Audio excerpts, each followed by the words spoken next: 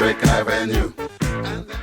Hey everyone, welcome back. It's Manish Jain or Mr. Jain, and you're watching Electric Avenue. This is number 12. This is the November 2023 wrap up. And I know we are deep into December and a lot of things were happening. But, anyways, first of all, happy holidays to everyone. And I was traveling, got back, and next thing you know, one thing led to another. But here we are. So, anyways, as usual, we got four things we're going to talk about. So let's just kind of go real quickly over the four things we're going to cover today. Number one is the monthly registration numbers that I usually do. Number two is EV news and launches. Number three is I usually do a car spotting, but this time I thought I'd do something a little bit different. We're going to talk about an EV charging station I recently visited here in BKC, which is Bandra Kurla Complex here in Bombay. And they've got the new 360 kilowatt charging gun. So I think that's the fastest charging location I've seen here in Bombay. And I had a chance to check it out. And then number four is we're going to do a deep dive on the Mahindra group. There is, of course, the Tata group and the Mahindra group. These are both big conglomerates here in India, and they've got a lot of stuff happening in the automotive space. So I thought it may be a good time to kind of just take a look at what they're doing from their ICE vehicles all the way to their EVs and everything in between. So I had kind of covered the Mahindra Group previously, but that was very, very quick. This is more of a deep dive, and we'll talk about the Mahindra Group in depth. So let's get to it, and let's start with the numbers for item number one. All right, so we are looking at the EV car sales for November 2023 is the latest data, and I've included all the data really from the beginning of the financial year from April till now. So we've got about 8 months worth of data, as you can see. And as usual, Tata Motors is leading the pack with close to 4,800 units. That's a combination of their three EVs that they're selling as of now. And then, of course, you've got MG Motor at number two, M&M at number three with close to 500 units. There we go. And then the usual suspects all the way down the list. In total, we've got about 7,000 units of cars that are sold. These are four-wheel passenger vehicles that are sold mainly to retailers, and also some of them are being sold to fleet operators. Overall, not a great number considering what is being sold in the US and China, but I think it's great to see how this number has really come out of nowhere in the last 3 years, which is, really, really interesting to see. And I think we'll see more and more sales. And I think the only notable number I'd say in all of this is,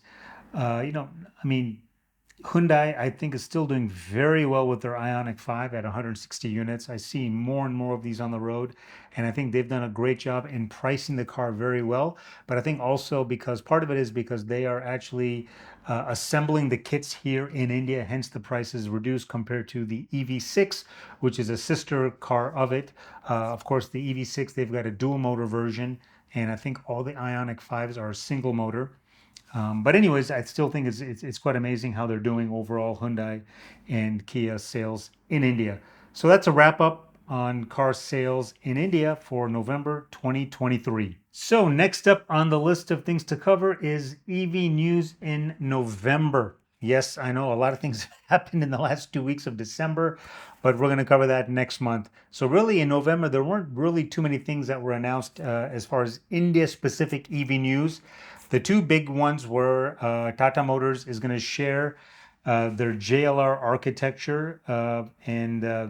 So obviously JLR is a sister company to Tata Sons, and Tata Motors is also a part of that group. So they're going to get some of, the architecture from JLR for their Avinya range of cars for Tata Motors, which is great, but also really not surprising. It's all part of the same group company.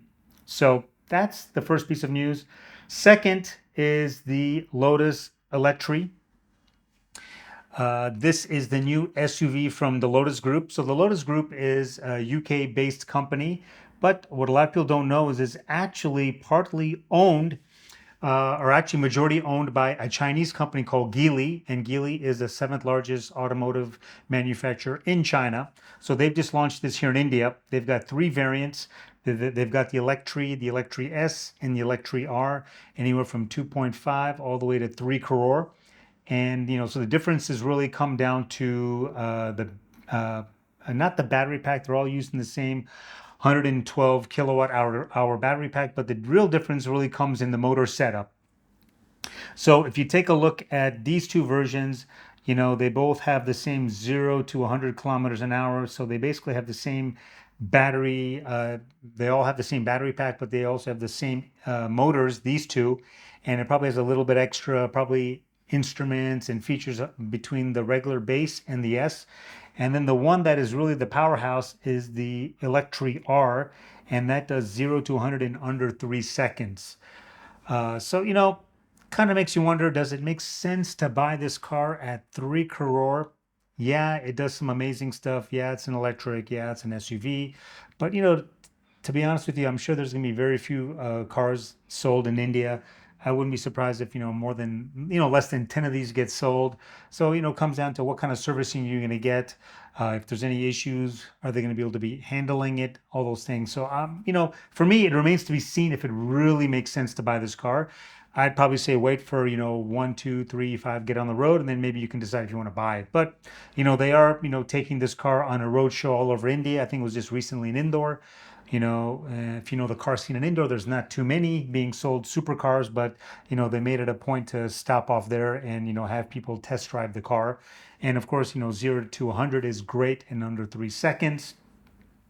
But so that's really the only two pieces of news we have for November 2023, and that's a wrap on the news. So we are now at EV car spotting, and as I mentioned in this one, we're actually going to do an EV charging station spotting. So, when I first bought my EV6 about a year ago, I put the deposit down. At that time, they were saying, oh, there's going to be 360 kilowatt chargers. And the first one that they're going to install is down in Kochi. And I'm like, when the hell am I ever going to drive down there to experience super fast charging? But sure enough, they have now rolled out these fast chargers all across India. I'm not going to say a lot of them, but there are. And I had my first experience just about a week ago that Audi and Charge Zone have opened up a new facility in BKC, which is Bandra Kurla Complex here in Bombay, which is a new financial hub of India. And this one is, of course, branded by Audi. And there's my EV6 getting charged. And this has a 360 kilowatt charging gun. So now all of the press was talking about how it's 450 kilowatt, and that's combined. But even that, I'm not sure, because I think the math is they've got 360 kilowatt, and I believe they've got another 180. But I got to do the double check. I got to do the math. But there's a total of 5 charging guns in this location. So I'm not sure of the total math. But whatever it is, said and done, I was able to plug in my EV, and I was able to get up to about 240 kilowatts, I think. I didn't get the full 360 because I actually rolled up with about 75% state of charge. So I have a feeling you probably have to be probably in the 20s and 30s, the lower range, to get that full 360 kilowatt charging speed in the car. But whatever, it was pretty cool, to see that, that these guns are there, and they've got a cool little area where you can hang out while your car is getting charged right here. So, that's an air conditioned environment. They've got some drinks, all that stuff. But more importantly, that I think is great, is that Charge Zone has actually covered this location, and I'm sure that's probably driven by Audi, because it doesn't make sense. I see a lot of charging stations that are just kind of out in the open, and the truth of the matter is in India, you've either got torrential rains, you've got some monsoon happening, or you've got the searing sun. So these two things are always, you're battling. Very rarely are you going to get amazing temperature like you usually do in Bombay, like in December, like it is right now, which is very nice ambient temperature. You can charge your car and not have an issue. Usually you're dealing with either rain or you're dealing with a lot of heat. But this location was really nice in that it was covered, which is great. I wish more and more locations would actually do this across India, but I just don't see it happening, unfortunately. Now, the only thing is, someone asked me, would you go back to this charging station? I would only go back to this charging station probably during the weekend, because during the week, this is inside a very crowded parking lot, and it was very tough to actually angle the car in, because the other cars are, although here from this picture it looks like there's a lot of open space here, that is actually normally taken up by other cars. So there's enough room to kind of take your car in and out. But I guarantee you, if you have an EQS 580, or you've got BMW i7, it'll be very tough to park that car in one of these locations, in one of these bays. But for whatever it's said and done, I think it's great to see more and more of these. There are a lot of covered garages. I'd like to see more of them in these covered garages than these open areas. But of course, space is a premium. All that stuff, comes into play. And there are not many of these cars that are actually going to use, the ultra fast 360 kilowatt charging gun. I would say maybe a handful. I can tell you personally in Bombay, maybe 50 cars could probably benefit from that. Maximum 50 cars. Maybe you're pushing 100. And of course, Audi probably put this together because they're hoping more and more of their cars will be sold. And people, I think part of it is also it's a great way to kind of do marketing activities for Audi in general. So that's kind of it from the car spotting. Oh, yeah, real quick, let me just go down here. Wanted to show you actually, this is the charging bay that I had. So as you can see, this is my car here, and this is the very first one that you get to. This is A. A has what they call the ultra fast charging. So you got to look for ultra fast charging UFC. I think it was a white gun, and that has the 360 kilowatts. So make sure you get the right gun and don't get the other ones that are probably 60 and 30 and even 180. I'm not sure. Like I said, I got to check the math on which one is which, but this is the only gun. They only have one that is 360 a kilowatt hour, and that's the one that I used. So that's the charge EV car charging spotting that I saw for November. All right, so we are now in the home stretch. We are in the deep dive section. And like I mentioned, we're going to talk about the Mahindra Group this month. And I know back in episode number 6, I had talked briefly about the Mahindra Group, talking about the Riva and, that single entity. But, there is a lot of stuff the Mahindra Group has done, and I wanted to cover that. So real quick, if you're unfamiliar, Mahindra Group is the group name of the entire Mahindra platform, I would say, company, whatever you want to call it, conglomerate. So you've got Tata Sons, and within Tata Sons, you have all these other companies. So similar, you've got Mahindra Group, and then you've got all these other companies below it. And the one that everyone always talks about is Mahindra and Mahindra, and that is their, automotive ICE manufacturing facility company. And like I said, there's quite a few of them. So I want to go through, and a lot of the information I have sourced from our good old friends at Wikipedia, because I was not able to contact anyone at Mahindra because I did not. I figured they're not going to want to waste their time with me, so maybe they will want to reach out to me after this video goes live. But bottom line is a lot of the information is sourced actually from Wikipedia and some other people from the industry. And they've done a lot of stuff, I got to tell you, and they've done a lot of stuff in the automotive space on the EV side as well. And I kind of feel that their strategy is something called a khichdi, which is a type of dish in India, which basically means a bunch of shit put together. And I think that's the same thing, that they've got a lot of stuff happening, and for one reason or another, I just feel like their strategy is not as cohesive and as apparent as the Tata strategy now that I see it unfolding. But I could be wrong. When I dived into the Mahindra Group, I saw they had a lot of different entities. They've got Mahindra, they've got Mahindra Electric, they've got Genzi, they've got Jawa, they've got Pininfarina, they've got Automobilia Pininfarina, and then they've got Peugeot motorcycles. But what I decided to do was kind of, let's dive into 5 key areas and let's go through them. And the first area we'll talk about is Mahindra and their ICE vehicles. Number 2 is their acquisition of Riva. Number 3 is their Formula E strategy, which is the FIA Formula E, which is the equivalent of, I would say, the Formula One race for ICE engines. Number 4, and this is very interesting for me, is Pininfarina, that acquisition. And then number 5 are some of the new EVs that are coming out based on probably all of the stuff that I have talked about in this episode. So let's kind of dive into it, and let's get to the first thing, which is Mahindra and Mahindra, which is one that everybody knows about. And this has been around for a long time. They've done a lot of different vehicles. They've got the Scorpio, they've got the XUV 700, the Thar. And then this is the ones that you typically see, the Bolero. Usually when you see a Bolero, that's usually 900 people are stuffed in that car. I cannot understand why. When I see a Bolero, I just see people are just coming out of the windows and the back. But that car is, very popular. But this is their typical ICE strategy. And they've been around for a long time. As you can see, it was established in 1945. And there's a whole backstory on how two people came together and started that and doing very well. But I can tell you that it's not a car that most people would aspire to own. No one ever says, "Oh, I want to buy a Mahindra." It's not like the same thing as an aspirational brand like a Mercedes. But I think they want to change that to some degree, and we'll kind of talk about that as we move through this episode. So that's number one. So what for me shows M&M has is it's got the manufacturing chops because they've been doing it for so long and they have been manufacturing many types of cars over the years. So it's very easy to say, yeah, we're starting a new EV car company or we're starting a new automotive company today, but they're actually, when they say it, it actually means something because they've been doing manufacturing and automotives for so long. So when they say it, I kind of believe that they'll actually do it. So that was number one. Number two is The Adventures of Riva.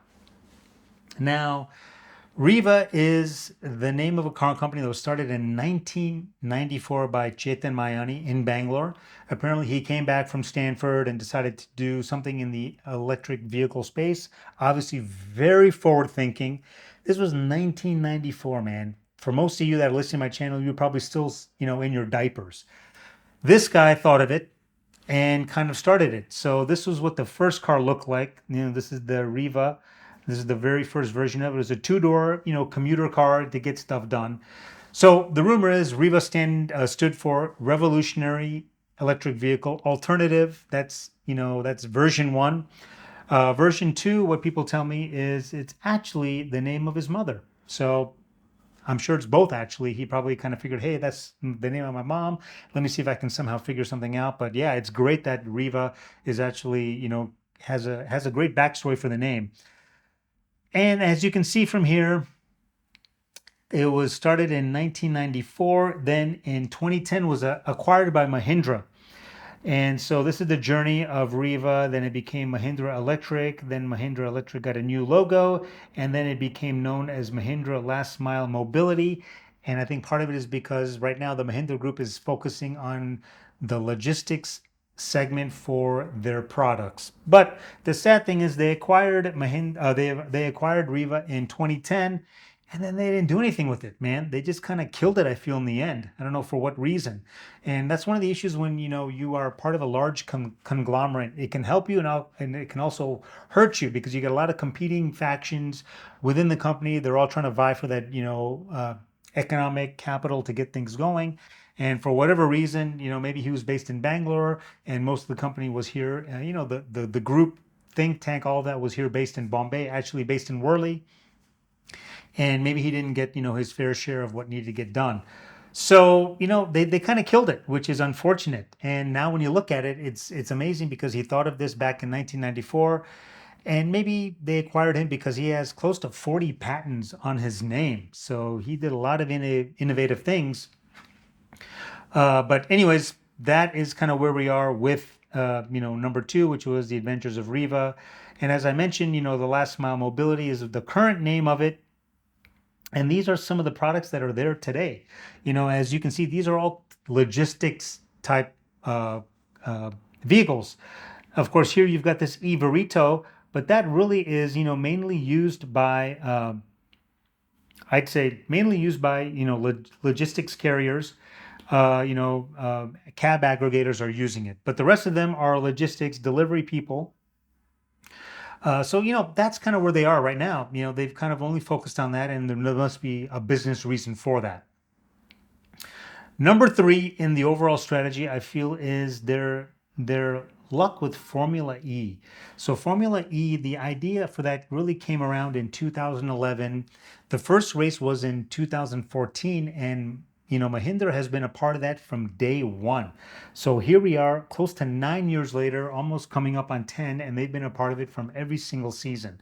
So it shows that the company had some inkling, even though, so I think in 2010 they acquired Riva. Then they probably said, hey, let's do a lot of stuff around EVs. They got into Formula E, which just started about a year later, and they were part of it. And, they've done decently well. I wouldn't say they've done great, But when you take a look at it, this is their Formula E car. Looks very cool. They've done some decent stuff. The stats are not great, but they're also not bad. They've had 5 wins. They've had 24 podiums, a bunch of pole P1 sittings, and as you can see, not bad overall. So they have done well, and I think it just shows you the overall corporate strategy has been around alternative energy, and EV kind of fits into it. Maybe it was part of their ESG goals. Who knows? Number 4 for me is actually the most exciting because this is, God, they acquired Pininfarina. If you don't know, Pininfarina is the design studio that Ferrari used for close to 60 years. So some of the most iconic Ferraris that you see on the road today were from the house of Pininfarina. And how they bought that company, man, who knows? But they bought them in 2015. They acquired Pininfarina. And of course, that is the design house that is now kind of designing a lot of the cars that you'll see coming out of the Mahindra group. But again, like I said, in 2010, they acquired Riva. Here they bought this in 2015. And then very quickly, they acquired this company. And then, look, before I get to that, real quick, like I said, the Ferrari partnership was here. This was something very unique in that they acquired Pininfarina, who had a very long-standing relationship with Ferrari.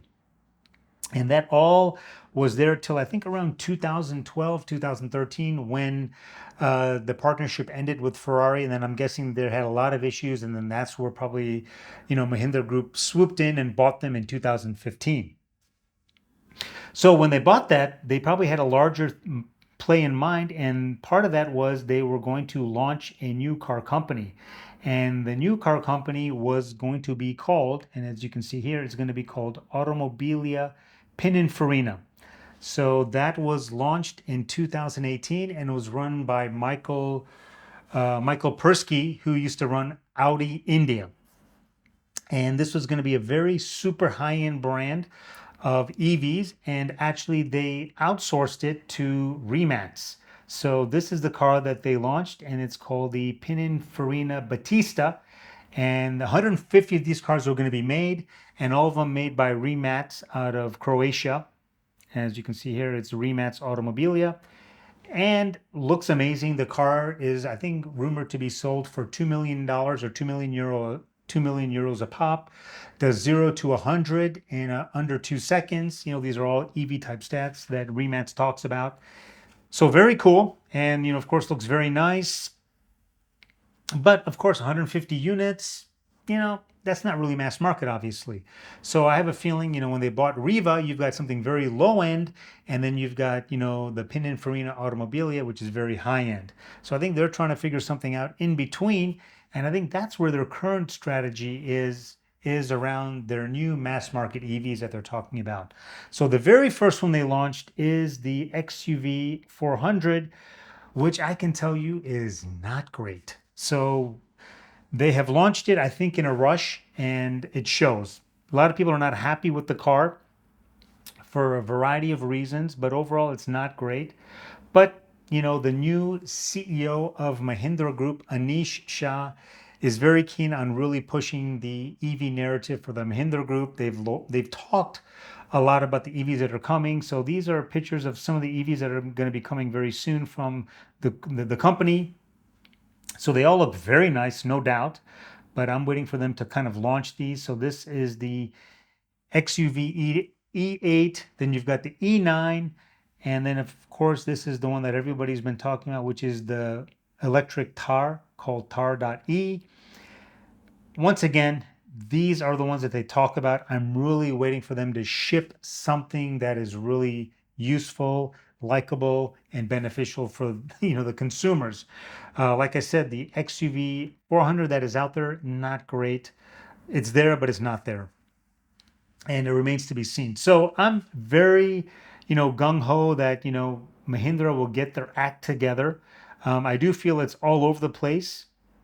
Like I said, when you look at what these guys have, and, I'm going to keep this up here because, they've got a lot of different, uh, they've got a lot of work in the space. They know how to kind of roll out cars, but I think they're just trying to marry their knowledge of building cars with this new age segment called EVs and kind of marrying the two, and to be a part of Formula E, which is amazing. That's a great cap in their feather, and to have bought the design studio of Pininfarina and then roll out a new brand is also amazing. So I'm looking forward to it. I'd love to be able to sit down with these guys at some point and have an in-depth interview with one of them and really understand their overall strategy, because I feel right now, if anyone is going to nail it, it's going to be Tata's, and a close number two can be Mahindra and their strategy around EVs. Anyways, folks, that's a wrap for episode number 12 of Electric Avenue. As always, thanks for watching. I'm not going to tell you the usual of like, subscribe, and share. Oh my God, I just did. Anyways, take care, and I'll see you next time. Oh no, we're gonna rock down to Electric Avenue, and then we'll take